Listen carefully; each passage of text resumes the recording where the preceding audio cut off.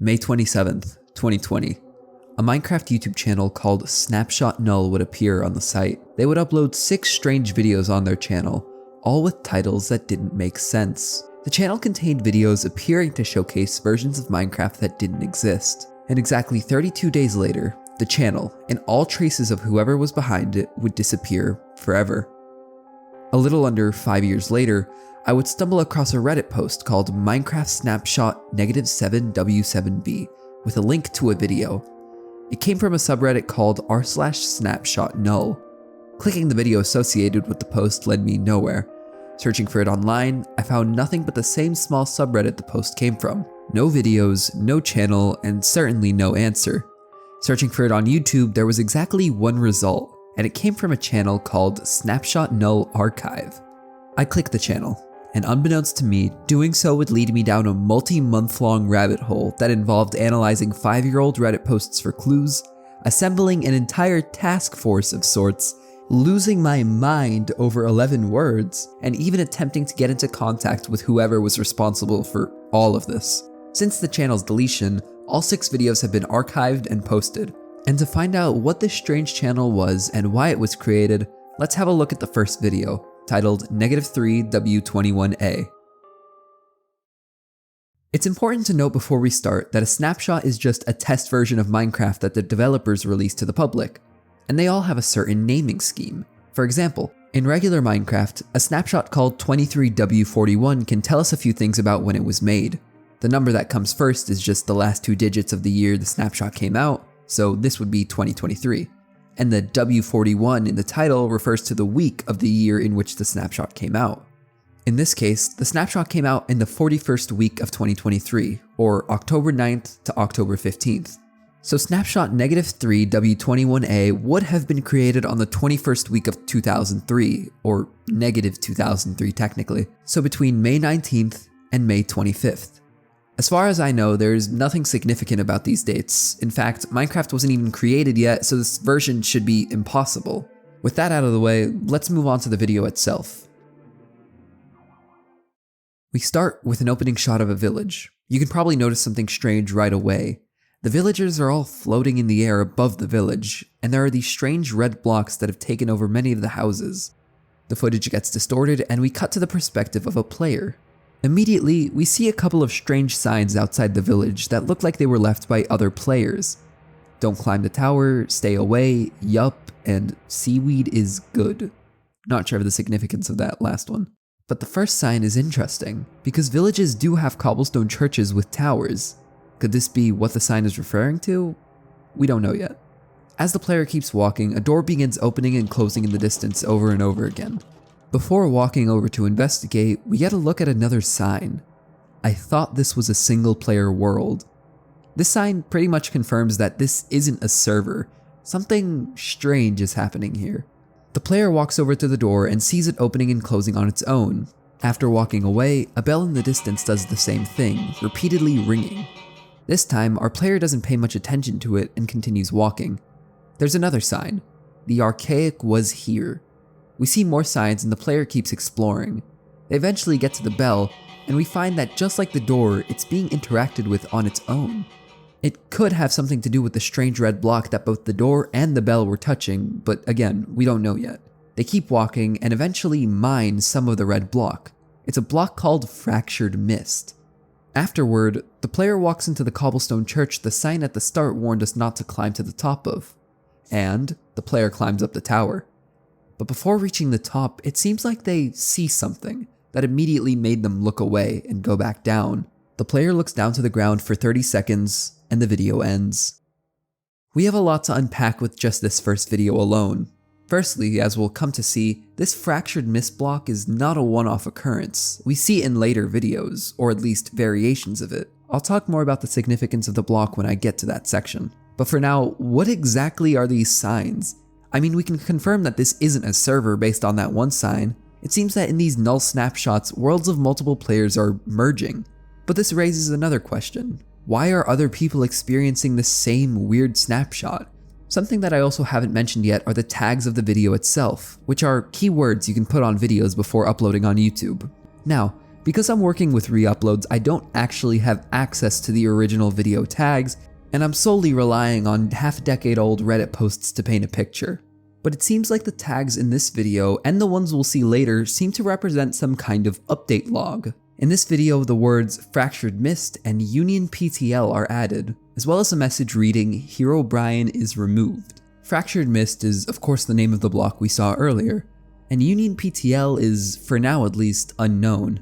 And I assume that Herobrine is removed is just a cute reference to the actual Mojang patch notes that also claim to remove Herobrine as a joke. Also, whenever I use an old Reddit post to get information or to find a clue, I'll put the username of the poster in the corner, that way you know who discovered it. Those are just some of my own and the community's theories. Everything gets fleshed out in the later uploads, so let's look at the second video to try to find some more hints. The second video is titled -17W10A, or the 10th week of -2017. This time, we get a date that actually corresponds to Minecraft's existence. But there never was a snapshot on the 10th week of 2017, and I once again could not find anything significant about this date, so we'll move on. The video starts with a screenshot of the interior of a chest that appears and disappears very quickly. If you pause it at the right time, you can see that this chest is full of snowballs and end rods. It's weird. It looks like it could be an encoded message of some sort. We'll get to what this potential message may mean in the theories section, but for now, let's continue.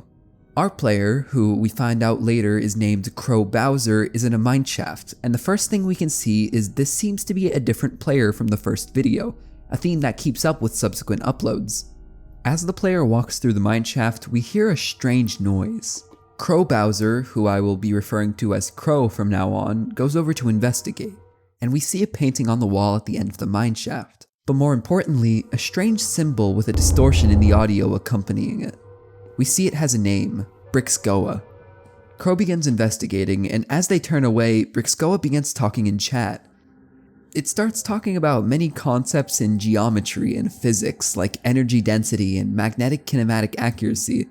As far as I know, this specific information doesn't have much significance, but it does prove to us that whatever this Brixgoa thing is knows a lot more than it should.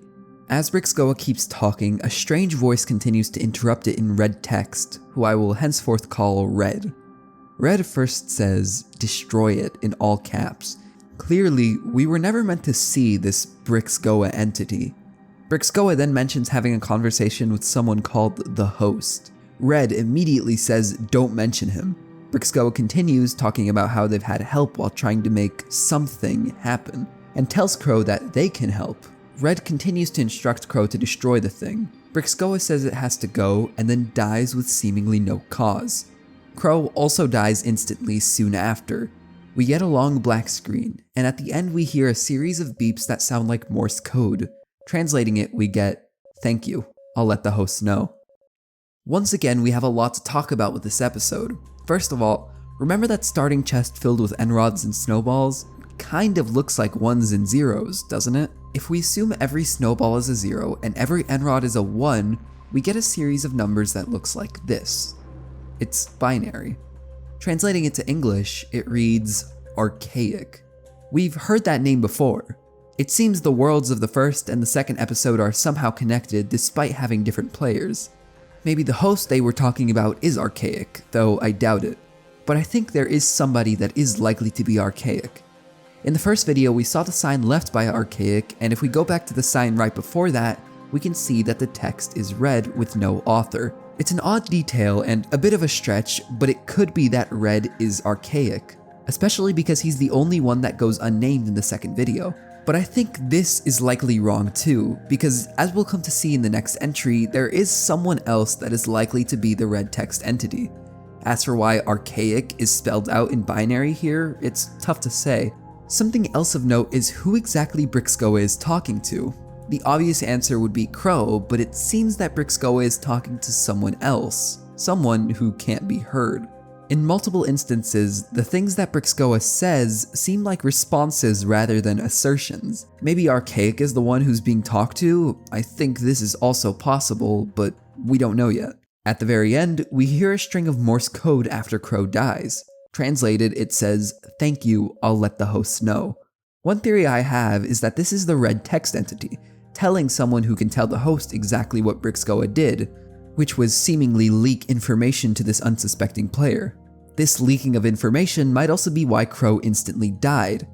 Also, we get more updates on the tags in this video.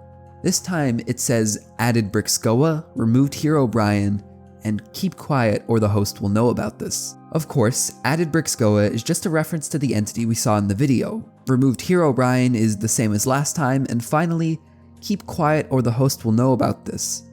This is the most interesting one, mostly because we don't know who's saying it. My best guess is that this is the red text entity who was initially trying to stop Brixgoa from talking about the host, but we can't really be sure yet. This video ultimately raises more questions than answers. What is Brixgoa? Who is this archaic? Are they related to the red text entity or whoever Brixgoa is talking to? Who is the host? What information was so secretive that Crow was killed over it? Well, let's look at the next video and maybe it'll give us some answers. The next video is titled -7W7A, or the 7th week of -2007.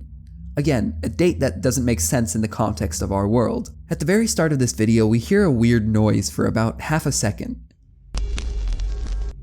Running this audio through a spectrogram, which is just a visual representation of audio, we get this. Look familiar?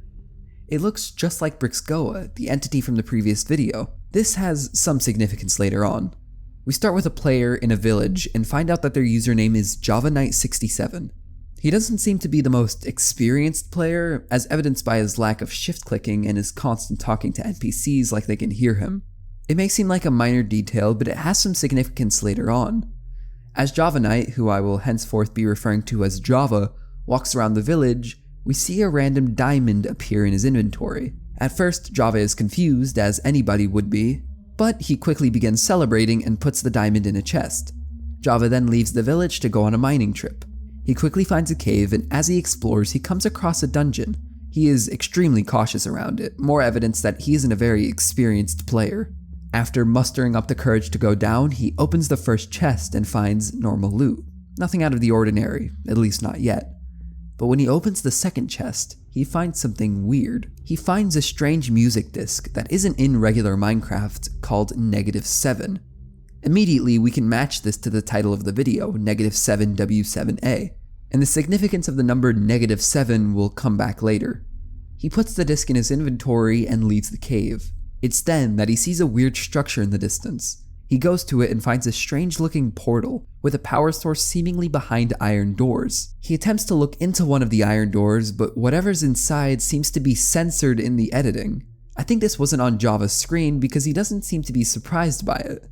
So what could possibly be behind this iron door that Java can see and have no reaction to, yet we aren't supposed to see? Well, I have an answer, but it comes in a later video, the so-called sequel to this video called -7W7B. He explores some more and then tries to go into the portal, only for his screen to shake violently and for him to step back. It's clear by his confusion that he wasn't the one shaking his camera.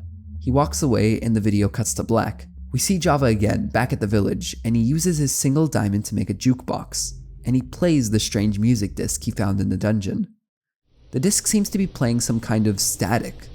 He stands still, looking down for about 30 seconds, much like the player who climbed the tower in the first video. When he begins moving again, he instantly kills his dog and begins killing the villagers and animals around him. Java seemed to love his dog from what we've seen. He doesn't seem like the kind of person to go on a massacre for no reason. It's clear Java is not in control anymore. Java, or whoever's controlling him, runs back out of the village and to the strange portal. This time he jumps in, the audio distorts, the screen cuts to black, and the video ends. This was the longest video in the series so far, and it continues with the trend of having a different player each episode. The first thing to mention is the diamond that Java got at the start of the video. Who gave him that diamond? I think it was Brixgoa from the last video. As we've seen from the spectrogram, Brixgoa is clearly involved in this video somehow, and is the only entity we know of so far that is capable of doing something like this. But there is another reason why I think it was Brixgoa that gave Java the diamond. Recall in the last video that Crow looted a mineshaft chest on the way to Brixgoa and found exactly one diamond. If my theory is correct, the diamond we see in -7W7A is the diamond that Crow found in -17W10A. So now that we know who gave Java the diamond, why exactly did Brixgoa do this? Well, it's obvious that he was given exactly 1 diamond so he could make a jukebox in order to play that strange music disc. The music disc that, when he played it, seemed to control him. So it's clear that Brixgoa intended for him to find the -7 music disc so he could play it. Another thing of note is the design of the disc itself. The animated black and red pattern looks eerily similar to the Fractured Mist block in episode 1. I think there has to be some kind of connection between the Fractured Mist and the -7 music disc. Both seem to corrupt what comes in contact with them. Think back to the doors and bells touching the mist going haywire, and now the disc controlling Java's mind. Even if in different ways, it seems both are meant to corrupt somehow. But back to whatever entity is actually responsible. It's clear that this entity wasn't friendly because the first thing it did when it had control was instantly kill Java's dog and everything around it. After its murder spree, the entity controlling Java went over to the portal and jumped in. It's clear that this evil entity wants people to go into this portal, but why? And more importantly, who is this entity? Is it the host? Is it Brixgoa? Maybe it's archaic? Well, I think I have an answer, and I don't think it's Brixgoa. I think there is someone else that we can point to. Someone in the tags of the video. The tags for this video say the following: Compressed Rift, Compressed Static, Entity 731, and Zenoro, and removed Herobrine again. These are names that we haven't heard yet. By the way, I got all these posts from a user called Bandito Bayou on the Snapshot Null subreddit, so props to them for finding these tags. They dive into their own theories for what these names could mean, and I agree with some of them, but not for others. Firstly, the compressed static and the compressed rift seem to be the thing powering the portal. That one I agree with, and it seems pretty obvious that that was what was intended. The post then goes on to say that Entity 731 could possibly be what was hiding behind the black box when Java looked through the iron door, but I disagree with this. Personally, I think Entity 731 is the one that took control of Java's mind. Because of the spectrogram at the start of the video, I initially thought that Brixgoa must have been the one on the disc, but as we'll later come to see, Brixgoa is definitely not the one trapped in the discs. We have evidence of this even from just the last video where Brixgoa had a physical form, so why would it be trapped in a disc? I don't think Brixgoa is responsible for controlling Java's mind directly. The reason I don't think it's the other name we saw in the tags, Zenoro, is because Zenoro is an entity that I believe comes back in a future upload. That, and the music disc is called -7. The video is called -7W7A, so it would make sense that Entity 731 would be responsible here. Entity 731 might have also been the one telling the player to kill Brixgoa. It seems like a stretch, but it's the best answer we have so far. Firstly, the entity speaks in red text, much like the red color scheme on the -7 disc. One thing you have to understand about the series is that color is very important. It can be a direct predictor for who exactly is speaking, but that's not the only reason. Notice that when the red text entity begins to speak, it's only right after Brixgoa's 6th message, making the red text message the 7th one. And as we've seen before, 731 seems to only show up when the number 7 is involved. Combine this with the color scheme, and this makes me largely suspect that the red text entity is Entity 731. But why is 731 so scared of the host? Or why does it hate Brixgoa so much? We don't know for right now. Maybe it'll be uncovered later. Another thing about Entity 731 is that it might actually be responsible for the fractured mist we see in the first video. First of all, the fractured mist has a very similar color scheme to the -7 music disc, which we know contains Entity 731. But our second hint comes from the fact that when under the influence of entities, players seem to pause for a while being taken over. We saw it with Java, we will see it in the future, and we saw it with the player in the first video after they climbed the tower. So it's pretty safe to conclude that whenever we see someone pause, it means they're under the control of an entity. And based on the similarities between the -7 disc and the fractured mist, this entity is probably none other than Entity 731. But it doesn't end there when it comes to theories for this video. The interesting thing about the tags for this video is that they were updated not once, but twice. The first update says this: "Sorry if I took it too far, Java. I get a little excited from time to time. But does time really exist here?" It seems that whoever the speaker is, they are talking with Java inside the dimension the portal leads to. We have no idea who this speaker is. It could be Brixgoa, but it doesn't really sound like something Brixgoa would say, especially because Brixgoa seems to be a more evil force that wouldn't apologize, as evidenced by Java receiving the diamond that would directly lead to him being mind controlled. It seems like this unknown person is taking responsibility for Brixcoa's actions. Could it be the host? Maybe Zenoro is the one saying this? Could it be 731 themselves? Or maybe it really is Brixcoa? There really isn't enough evidence to conclude for right now. The second change in the tags was a simple one, but it raises a lot of questions. Originally, Entity 731 and Zenoro were distinct, but in the edit they are combined to say Entity 731 _ Zenoro. This could possibly mean that Entity 731 and Zenoro are the same entity. That's what many people seem to have thought when this video came out, but I personally don't believe that's true. In fact, I think it's proof that they are the same kind of entity, but not the same entity at all, as we'll come to see from the later uploads. As far as I know, that was the last change to the tags in this particular video. This video and the tags raise a lot more questions than answers. Like, why does Entity 731 want Java to go into this portal? Why is it so hostile to other mobs? And what connection does it have with the Fractured Mist? Well, like I said earlier, there is a follow-up to -7W7A called -7W7B, and it was uploaded last in terms of the channel's order, so I'll go over it then. It might just give us the answers that we're looking for. But for now, let's have a look at the next video. The next video is titled -12W30A, or the 30th week of -2012. Something that's distinct about this title is that 12W30A is a real Mojang snapshot released on July 23rd, 2012. I looked through the changelogs to see if anything relating to the video or the series as a whole might have changed, but the snapshot didn't look like anything special. Maybe the video itself will give us some clues. The video starts with a long shot of some kind of underwater structure. It looks to be a funnel leading down off some kind of bridge, and this will be important later on. We cut to a player fishing. Again, their skin doesn't match anyone we've seen before. They go to their house, and just an odd little detail I feel I need to mention, isn't it kind of weird that their house is on stilts? Like they're protecting themselves from something that hunts on the desert floor. It could just be nothing and I'm overanalyzing, but just something to note.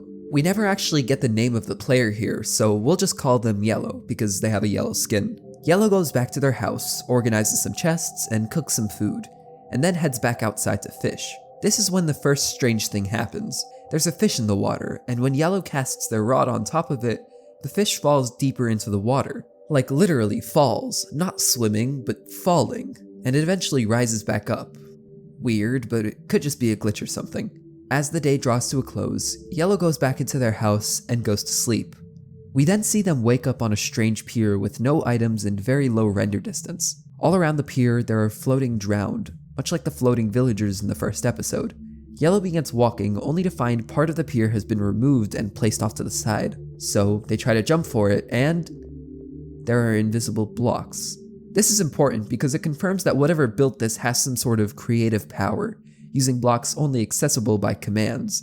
As Yellow continues, the pier begins getting more corrupted, and we see what looks to be a wood log version of the Fractured Mist from the first video. The lights eventually disappear and it's just a straight path. Yellow begins to run down it for an amount of time that's unknown because there's a cut.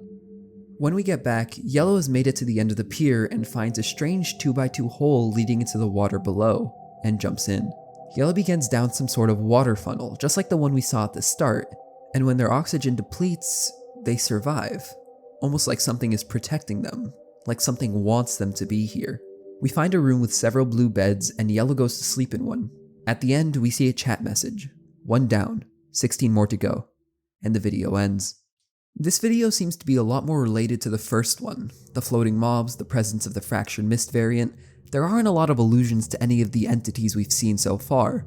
But for now, we are left with a few questions. Namely, what is this underwater room? Well, for one, there are exactly 17 beds, and it seems to be hinted at by the last chat message that Yellow was the first one in here, and 16 more of the beds need to be occupied for something to happen.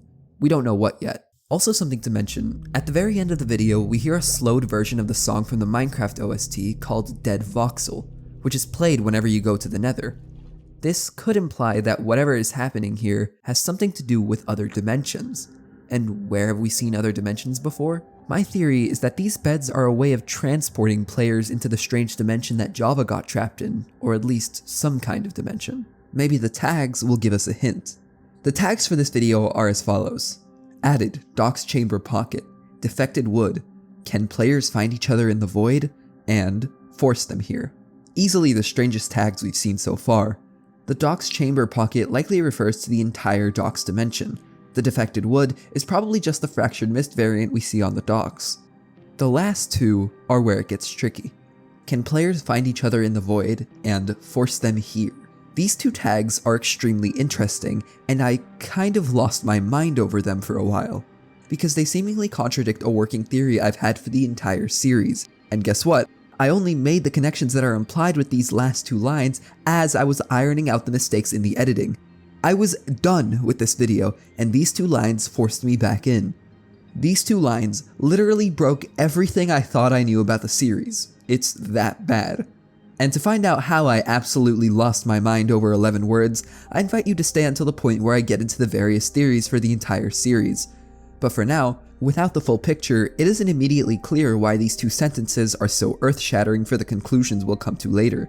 But rest assured, they indeed did make me want to jump out of my window for a couple of days. For now, let's get back to the video. Why this entity needs 17 people exactly, and why this new method of teleportation to the dimension comes in the form of sleeping in this underwater room isn't clear yet. But we still have 2 more videos to look at. Maybe we could find something there. The next video in particular answers a lot of questions from the video we just went over. The next video is titled -1914A, or the 14th week of -2019. And just like the last video, it's also a real Mojang snapshot, minus the negative of course. But unlike before, there is some significance to this being a real snapshot, which we'll see in the video. This entry is a little different from the others. We start in a village with a similar corruption to the village from the first video, only this time it has a darker shade of bluish green. We hear a background noise similar to what -7 sounded like in the third video, at least in the effect it has on the player. The player, who I will call Zombie given their skin, is holding 5 flowers, all just as corrupted as the blocks. They run around and deliver these flowers to various armor stands within the village, in what seems to be a hurry.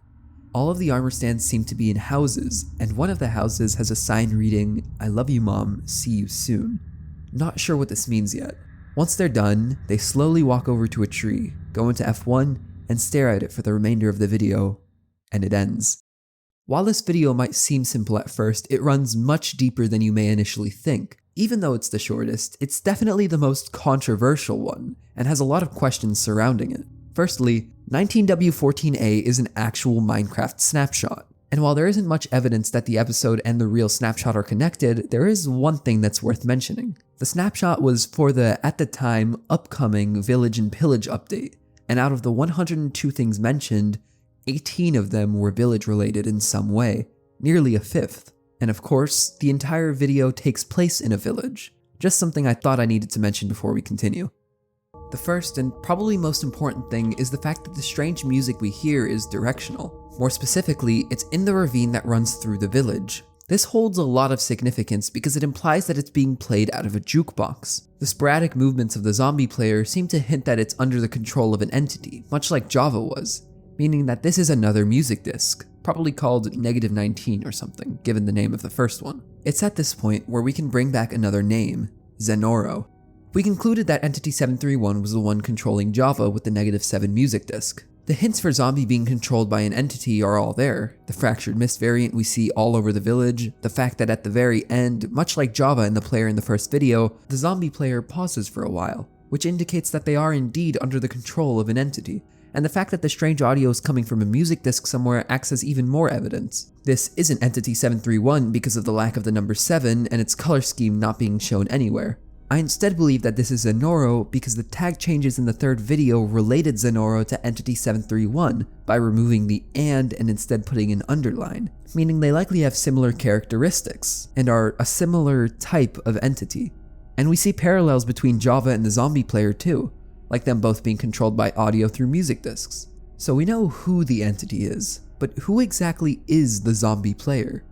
Well, a lot of people have theories. Some say it's a player just like the rest, others say this video could take place in some kind of afterlife, making the zombie player some kind of ghost, and others doubt that this is even a player and instead some sort of entity. It's hard to blame people for their mixed opinions because this video seemed to have come out of nowhere in terms of the plot. So who is the zombie?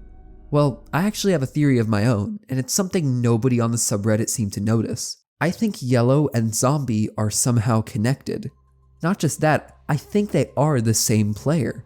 My first reason is that they're both playing on peaceful difficulty, as evidenced by their lack of hunger degradation while running. But peaceful mode wasn't exactly unique to these two players. Java from the third video was also playing on peaceful mode, so that kind of throws things off. So this by itself isn't why I think Yellow and the Zombie player are connected. I think they're connected because of a very subtle hint that it seemed nobody else noticed. Take a look again at Yellow's gameplay. Now Zombies. Notice something? Look at their hotbars. More specifically, look at their level of XP. They're identical. I don't believe this is a coincidence, it's just too perfect. So allow me to change my theory from earlier. I think what ended up happening to Yellow was that upon going to sleep in the underwater room, something happened that turned him into some undead life form that went around giving flowers to these armor stands. But this all begs the question, why? Why would whoever sent the chat message at the end of the last video want Yellow to do this? Well, let's look at the tags of the video. Maybe they'll tell us more about why the zombie player is doing this. The tags of the video are the following: added diminished flower, fractured influence, diminish the influence, who, Boron plays, Daisy X Brittle, Vix Goat, MC Lover Girl 333, Moss Goon, and where. It's a lot to gather and pretty confusing, so let's break it down. The diminished flower is just the flower the zombie was giving to the armor stands, and we can assume the fractured influence are the fractured mist variant blocks we see everywhere. This is where things get confusing though. What's with the list of names? What does diminish the influence mean? Well, one thing this could mean is that these lists of names are actually the names of people who, much like Java, have been affected by entities. And in order to diminish the influence of these entities, the zombie needed to hand out the diminished flowers. Notice how each armor stand corresponds to a username. 5 users, 5 armor stands. But that begs the question, why exactly is Zenoro trying to diminish the influence of entities when it itself seems to be an entity? Well, first of all, Zenoro seems to be the most friendly and positive entity out of them all. Unlike Entity 731, it never attacked anything, and it never put the zombie player it was possessing in harm's way, or even damaged it until it was done handing out flowers. And it didn't trick the zombie into going into a strange dimension. Instead, it just left it there peacefully to look at a tree. It could be one reason it's actively diminishing the influence of other entities. It's a benevolent one. It uses its powers to stop the other entities. Why Zenoro would do this is unclear. The only thing I can think of is that this video was meant to have a continuation.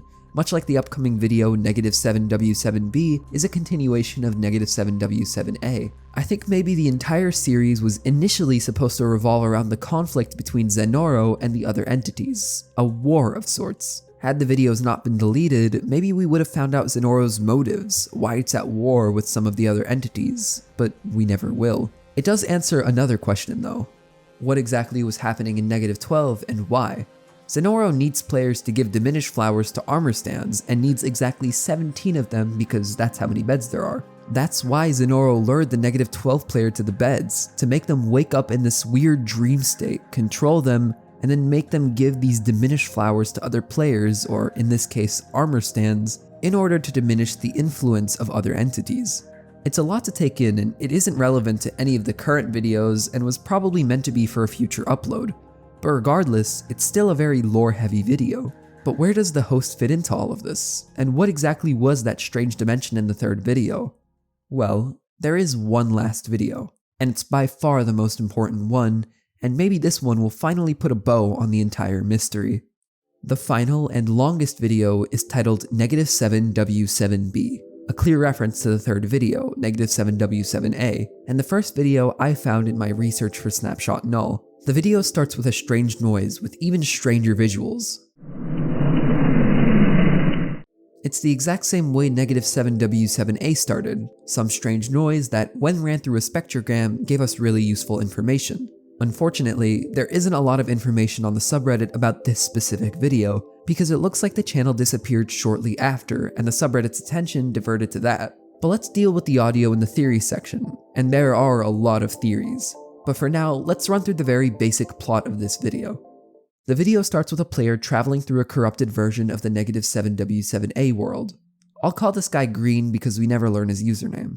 Green seems to be another traveler in the connected worlds of these null snapshots, much like the people who left signs in the first video. Immediately we can notice a few things here. For one, the world is obviously corrupted in some way. There are random chunks raised up into the sky, and the sun seems to be flickering from a state of rising and setting. Green eventually stumbles across the village -7W7A took place in, but this time the chunks are corrupted, and villagers are floating in the air. He finds a mineshaft in one of the lifted chunks and opens a chest. In it, there are 2 books. The first one says the following: "Saw a kid running around spazzing his head and killing villagers. The most edgy crap I've ever seen, almost laughable. Kids do the strangest things."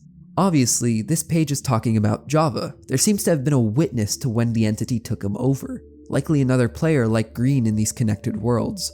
The second book is a bit more interesting. It reads, "I think the kids are gonna be alright. I know we've had to come back once or twice. Why are you looking at me so surprised? Weird," and I'll discuss what this book could mean in the theory section. Green continues and finds Java's house with the jukebox still intact. He clicks it and finds that the -7 music disc is still inside. He plays it and stands there while it plays, until he takes it out. It looks like Green won the fight against the entity somehow. We can conclude from this that Green is more experienced than Java, and maybe knows more about this entire thing than what he's letting on, which is hinted at later, but let's continue. He walks out and a diamond pops into his inventory in the same exact place it popped into Java's. He continues anyway. A small thing to note, but while walking, the setting sun that has been moving positions appears behind Green instead of directly in front of him like it had been, and is now rising. A strange detail, but nothing that seems super significant, at least for now. Green continues and eventually finds the portal Java entered. The surrounding area has been stripped of its leaves, and the grass has been turned to dirt. Weirdly, Green doesn't seem to be confused. More evidence that he knows a lot more about what's going on than Java. The portal itself is broken, and only one of the compressed rifts is pointing at the portal. For whatever reason, the right part of the tower has been destroyed, and we're able to see what's behind the iron door, the thing that was censored in -7W7A.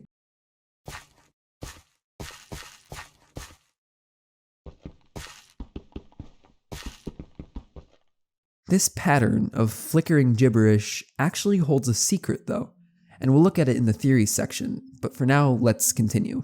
The compressed static then leads somewhere in the distance. Green walks over to it and finds a hole in a mountain that leads to an end crystal surrounded by fractured blocks. There appear to be fragments of the portal here, and Green jumps into one of them. Green ends up in a strange dimension, composed of fractured blocks and portal fragments. There are a few interesting things to note. Notice how his XP has changed from 18 to 17,016, further evidence that we should pay attention to the XP count, which gives us even more proof in favor of Yellow being the zombie player. Another thing is that Green's stuff has completely disappeared, and all that's left is the -7 music disc. His hunger is also full when it was slightly empty earlier. Green walks around and finds stuff on the floor, but pay closer attention to the stuff. The sword, the pickaxe, the stone axe, the pork chops. This is the exact inventory Java had with him when he entered the dimension, and he somehow died here. But there are a few weird things here. For one, Java never had a creeper head in his inventory, and yet it's here with all his other stuff. The creeper head is also slightly farther away than Java's other stuff. Maybe someone else was here and also died, but with only a creeper head, it seems unlikely.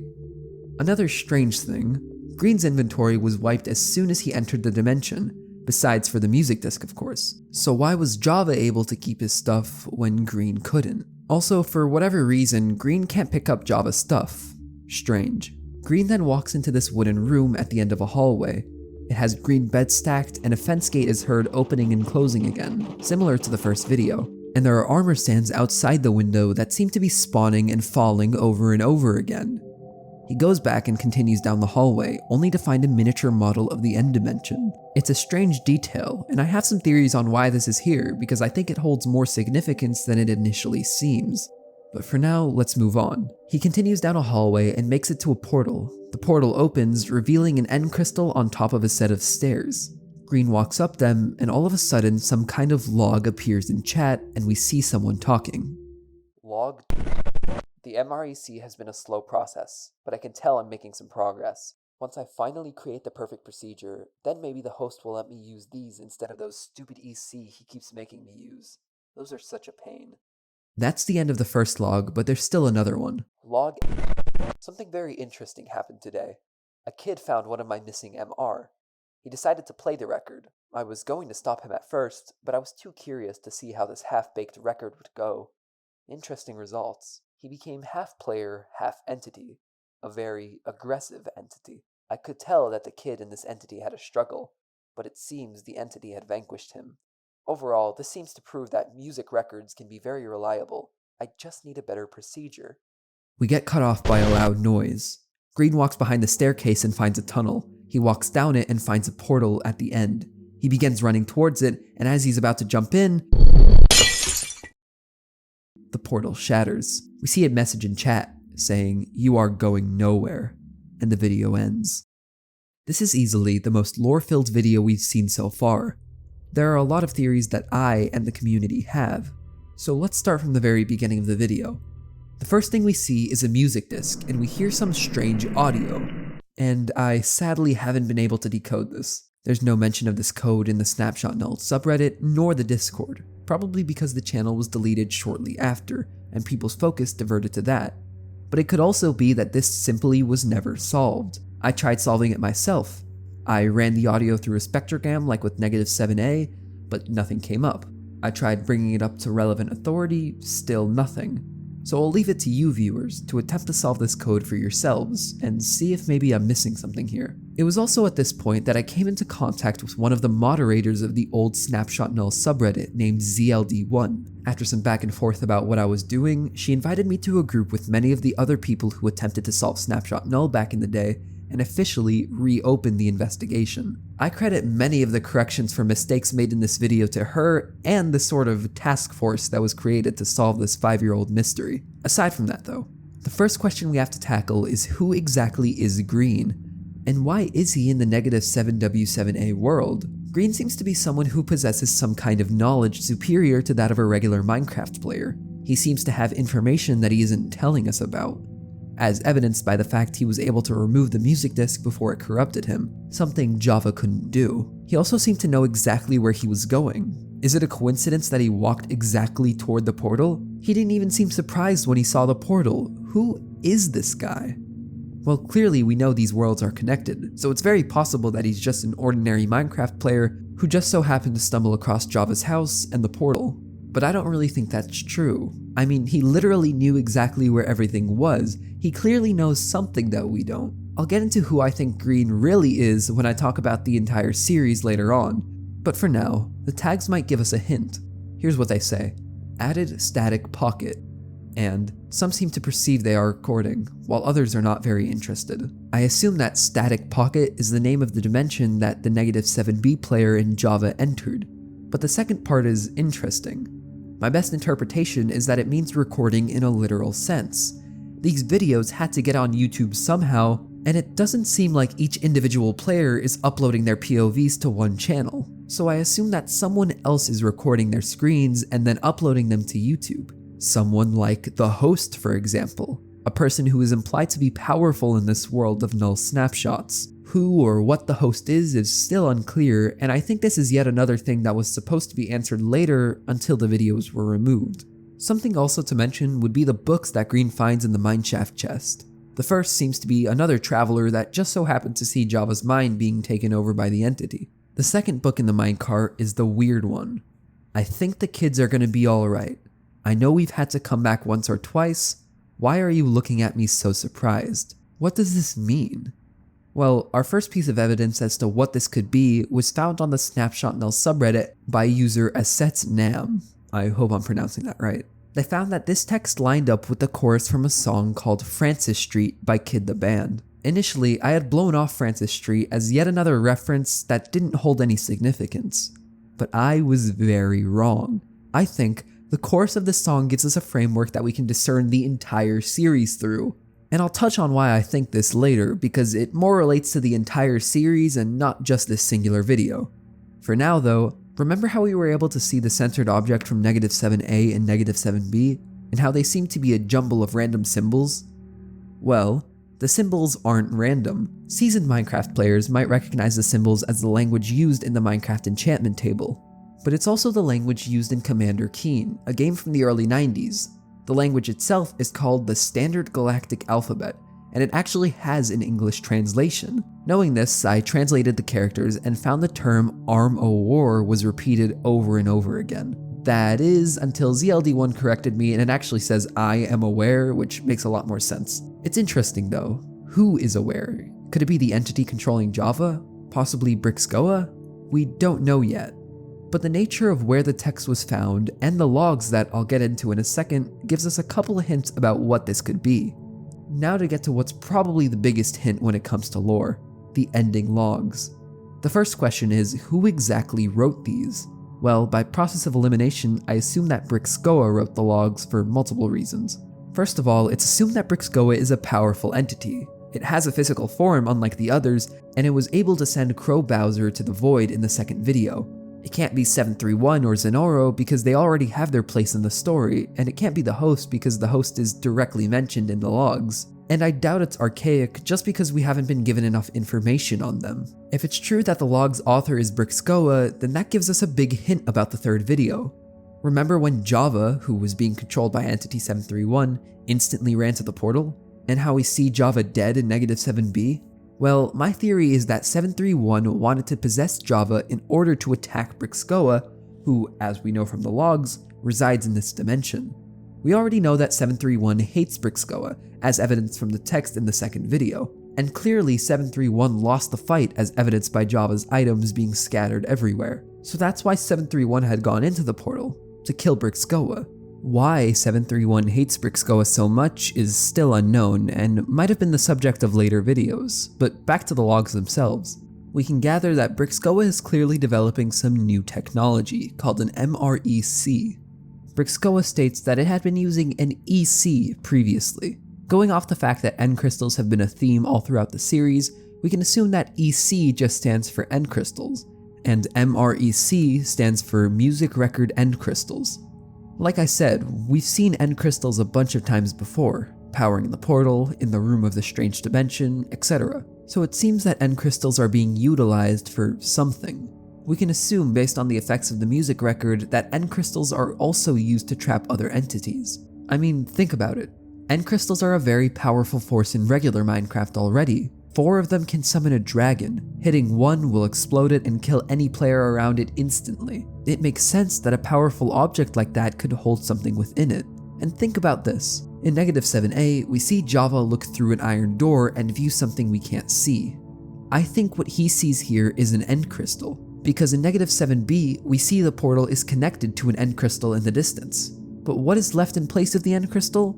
An encoded message saying, I am aware. Music records and end crystals are being used to store entities like Entity 731, and whoever said I am aware is just another unnamed entity. Java seeing an end crystal also makes sense. It's why Java didn't react to it. He didn't know what it was storing. But somebody who was watching the video might have, so it was censored. This episode was a very weird one, and it was also very lore-filled, and it's also the last in the entire series. And those 6 videos are really all we have to go on. And I think what we've just discussed is the last major breakthrough we can make regarding the series itself. But we do have some theories.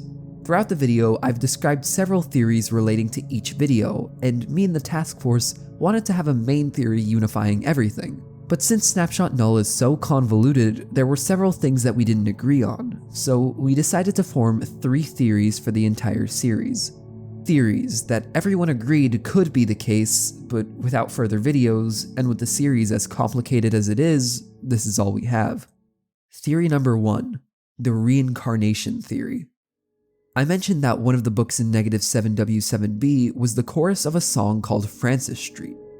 I initially blew the song off as yet another cute reference, much like the removed Herobrine tags, but I think the song holds much more significance than we initially realized. After listening to it a couple times and trying to connect what I could to Snapshot Null, something about the chorus in particular clicked for me. I think it's these 3 lines that sum up exactly what has happened in the story thus far. And if you don't believe me, let me explain. We know so far that the creator doesn't leave hints on accident. The 17 beds, the archaic signs, there are always subtle hints that, when put together, contribute to the overall story. And it's through Francis Street that I think I can put a lot of mysteries about the series to bed. It might sound crazy right now, but I think Green, who we see in -7b, is actually Java from -7a, either reincarnated or in some other form, but my theory is that the person we see in -7w7b is Java. Let me explain. Have a look at the first line of the chorus. I think the kids are gonna be alright. Java is the only one who has been called a kid so far in the series, but kids implies that there are multiple. Green is the only other person we've seen in the -7 world. I don't think it's a stretch to say that the song is referring to both of them. This immediately establishes a similarity between the two, that they are both kids. But the line that really convinces me is the next one. I know we've had to come back once or twice. First, we get a reference to a kid, in this case Java, and then the next line implies that this kid came back. Of course, Java doesn't come back. We know he's dead from the corpse on the ground, so how would Java come back? Maybe if he was somehow reincarnated, or his consciousness was transferred into Green. Green is the one that came back, but Green is Java. And the last line ties it all together. Why are you looking at me so surprised? Brixgoa, who is inhabiting the strange dimension, recognizes Green as Java and is obviously surprised that he came back. That's why he wouldn't let Green leave the dimension.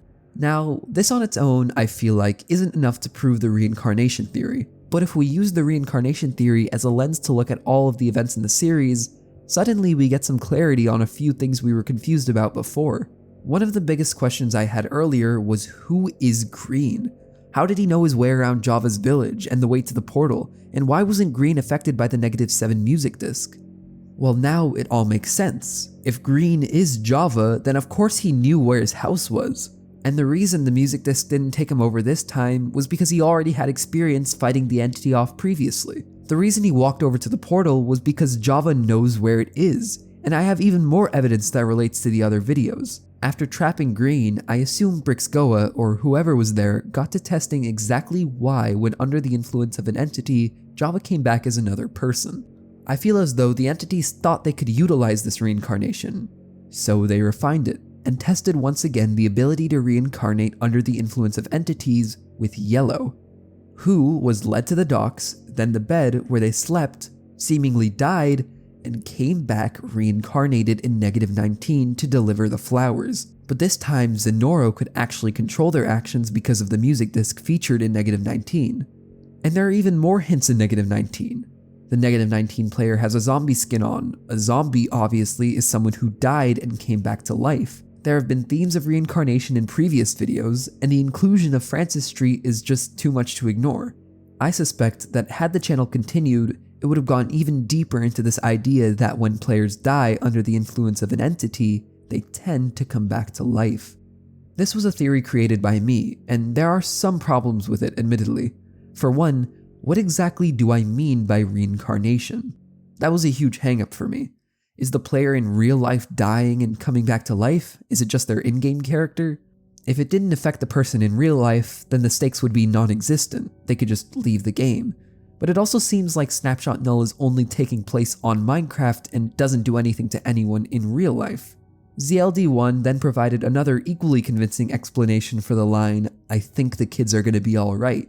The kid is Java, and yes, in real life he's fine, just a bit spooked, but what happened in Minecraft didn't affect him. So with this theory, we're kind of at a crossroads. On the one hand, the events of Snapshot Null could be affecting people in real life. Maybe the discs don't just control their Minecraft characters, but also their real life minds. But it doesn't seem like that in many cases based on the hints the videos give us. It seems like the behavior of the entities are based in reality in several ways. None of the entities ever do things that aren't in the realm of what's possible in the game, and we get no clues that something is going on beyond Minecraft. Which means it's likely that the entities can only control Minecraft, which would completely destroy the stakes, because why doesn't the player just turn off their computer or something? ZLD1 attempted to explain this with a theory of her own, and the main theory she worked with since the start. Theory 2, the Entity Factory Theory.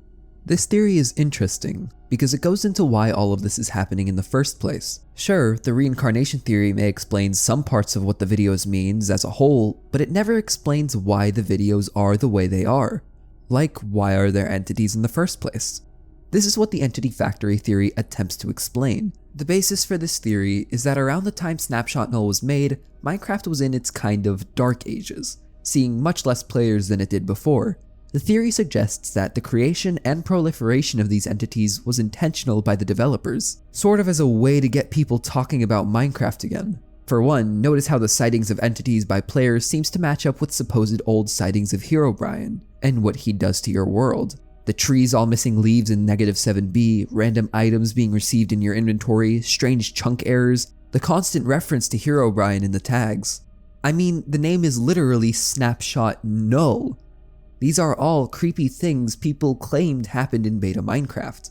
It could be that Mojang, or some private company they hired, is, for lack of a better term, manufacturing these entities and putting them in these null snapshots in order to make Minecraft more relevant, to draw the old players who used to hear stories about this stuff back into the game, and new players who are just interested. It also gives us a reason why we even see these videos in the first place. You might remember the tags in -7 that read, "Some seem to perceive they are recording, while others are not very interested." Snapshot Null as a YouTube channel doesn't seem to be run by the people who are posting videos on it, given the fact that it seems to be a new person every time, besides maybe a link between -12 and -19. I think the YouTube channel is owned by someone who is forcing these people to record and posting their sightings.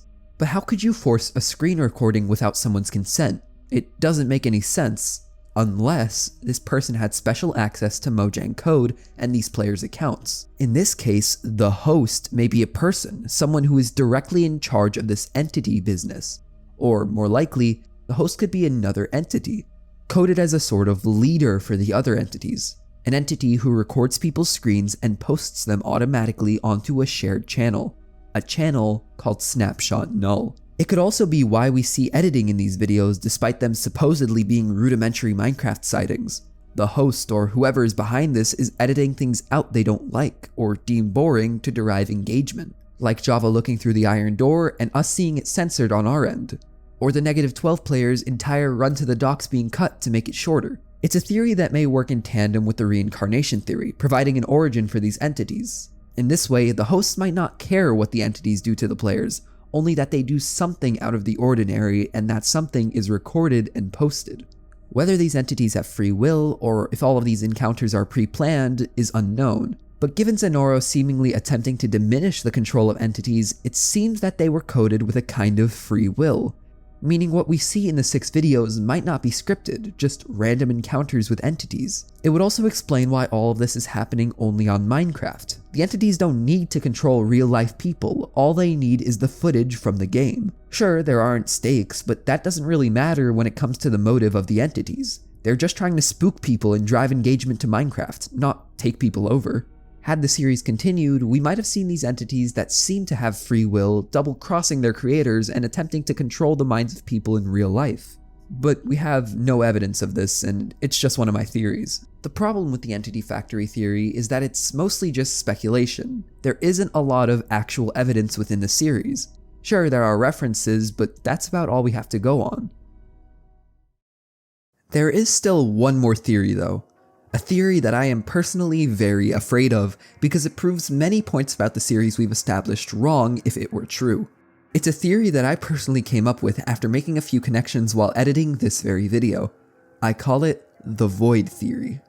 This is the theory that drove me out of my mind, because despite everything seemingly going against it, it is still very hard to ignore, and it has to do with the tags of -12W30A, and 2 very subtle hints that ultimately lead to a confusing conclusion. First, the line, "Can players find each other in the void?" was one that I initially blew off. The concept of the Minecraft void never seemed to appear in the series, at least at first glance. There is exactly one other instance of the void in the 6 videos, and that is in -17W10A. When Crow Bowser dies shortly after Brixcoa leaves, we can see his death message for a split second. Crow Bowser fell out of the world. The only way to get this death message is by falling into the void, either under bedrock in both the overworld and the nether, or in the end. Either way, it's weird that this is the way Crow Bowser dies. He wasn't killed by anything. He clearly wasn't /killed with commands either, because that's not the death message that pops up. He was simply sent to the void. That was the first thing that connected -12 with -17, but the second thing put the final nail in the coffin. I always thought the fact that there were 17 beds was a coincidence, but with what we've uncovered already, I realize that it is much more likely to be a reference to -17W10A. It seems that the number 17 is tied to Brixcoa. Firstly, the name of the snapshot having the number 17 at the start, but secondly, because in -17, there are exactly 17 messages sent in chat, starting from Brixcoa's first words, including the red text entity, all the way to the death message in chat. So the fact that there are 17 beds here likely isn't a coincidence, leading me to believe that this underwater room and the entirety of what we see in -12 is Brixcoa's doing. But this heavily contradicts the theory that the -12 player is the -19 player. My theory was that because the -12 player had the exact same amount of XP down to the pixel as the -19 player, they were connected. That somehow, when Yellow slept in the bed, they woke up undead as the zombie player. But if this is Brixcoa, it seems to be implied that these beds send people to the void, which disproves one of our biggest leads. But something even worse is our theory about Zenoro being the -19 entity. Zenoro's motives make sense if they were the one that set up the docks and led Yellow into the underwater room and to the -19 world. As we said, Zenoro seems to be trying to diminish the influence of entities like Brixcoa, but Brixcoa sending people to Zenoro to aid in diminishing itself doesn't make any sense. So we have to assume that either A, our theory that Zenoro is trying to diminish other entities is wrong, or B, there is no connection between -12 and -19. Do you see what's so frustrating here? The theory implies that the entity we see in -19 isn't even Zenoro in the first place, and instead Brixcoa. But if that's the case, that makes things a million times more confusing, because what is Brixcoa trying to do? It makes much more sense if this is Zenoro, but it also somehow doesn't?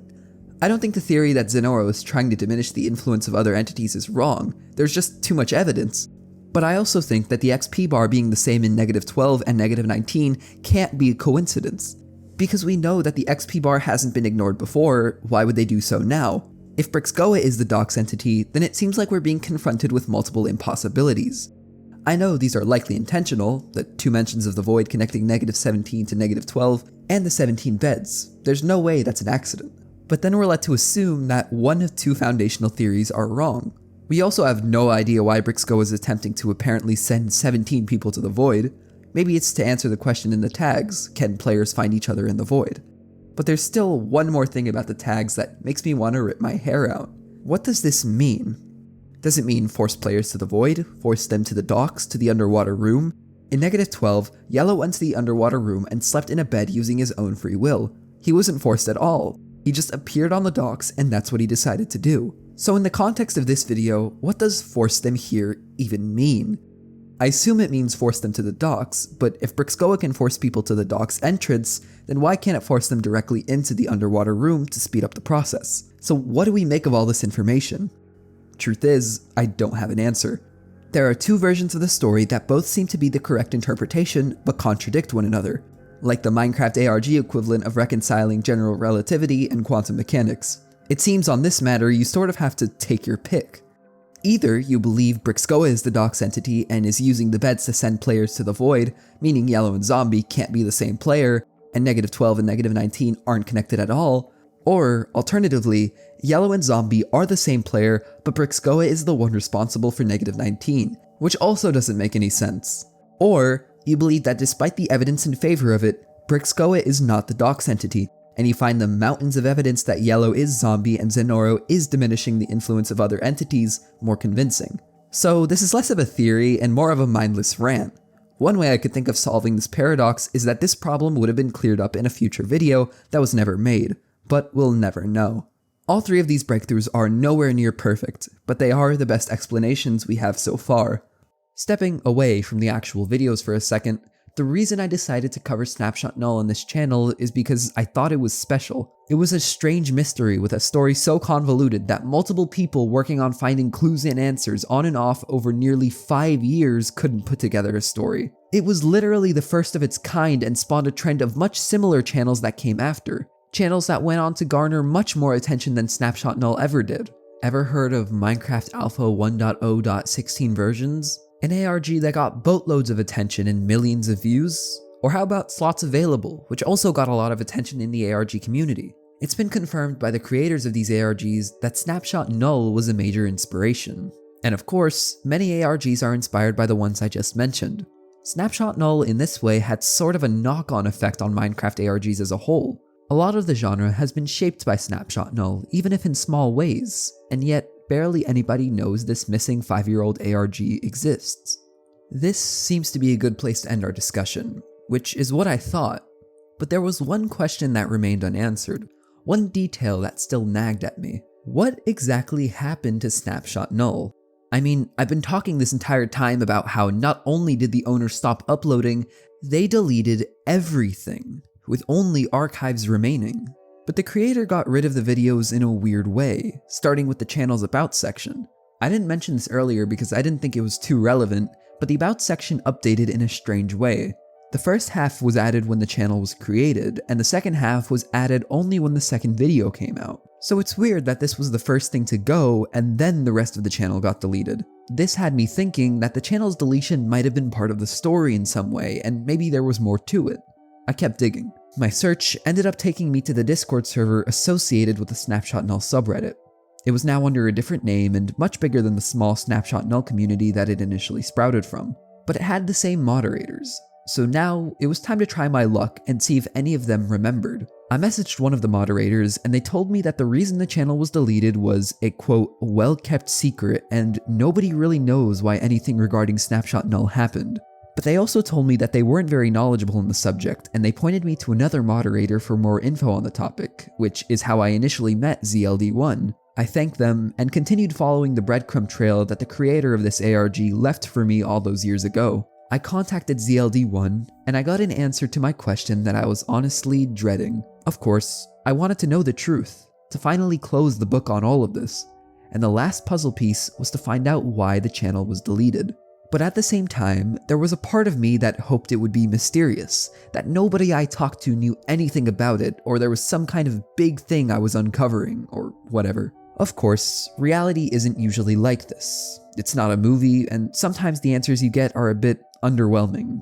Case in point, ZLD1's response. The creator had a creative crisis, and Snapshot Null wasn't something they were sure on continuing, and that's why it got deleted. Disappointing, but they kept going. The subreddit should have an AMA with the Snapshot Null creator. That was interesting. I had scouted the subreddit multiple times before, and I never saw an AMA post from the creator. I informed ZLD1 about this, and they sent this. A copy and paste message was apparently all that was left of the post. This is what it said. A while back, around the time Petscop ended, I was in a phase of watching ARGs around the internet and grew into the idea of making my very own ARG. The post continues. Funny thing was, I had no idea for a story and just decided to wing it as a joke. To my surprise, it gained a decent following, along with the creation of both a Reddit and Discord channel. I was totally winging it, but slowly made the story ideas as I went along with these videos. After making a few videos, I came to the conclusion that I just had no idea what I was doing and decided to abandon the project. Sorry for randomly disappearing. I was trying to forget about this for a while. I was definitely not surprised when I saw hate towards Snapshot Null.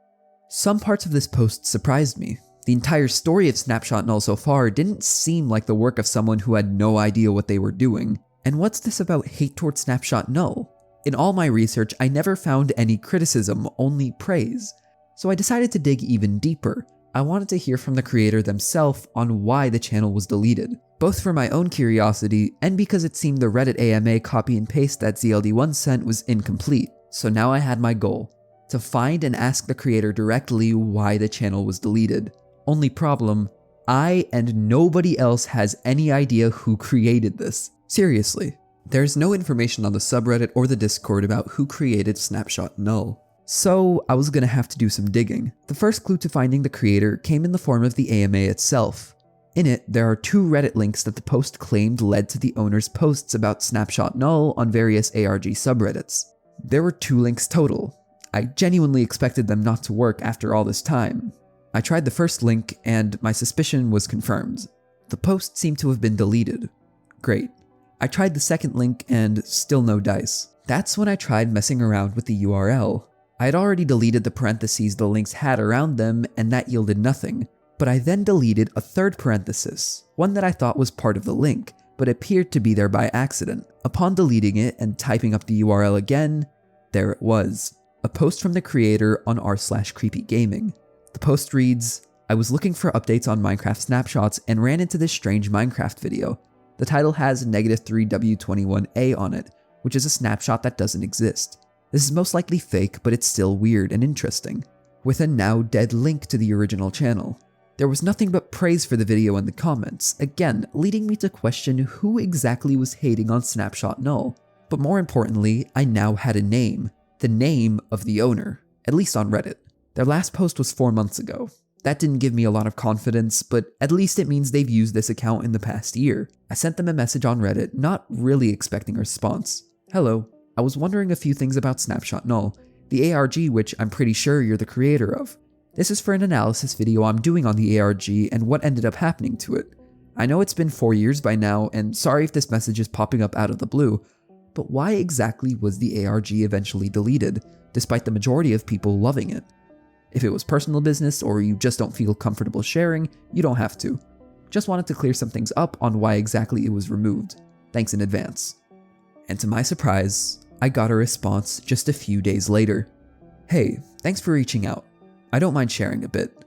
I made Snapshot Null after being inspired by some ARG type stuff at the time, like Petscop, Minecraft creepypastas, mainly from Along Came Josh, etc. I was surprised at how much the channel exploded. It even got its own Discord server and subreddit. Unfortunately, I was a bit of an insecure person at the time. I remember I made one video that got a lot of criticism and for pretty good reason. It seemed like a good idea but was executed poorly.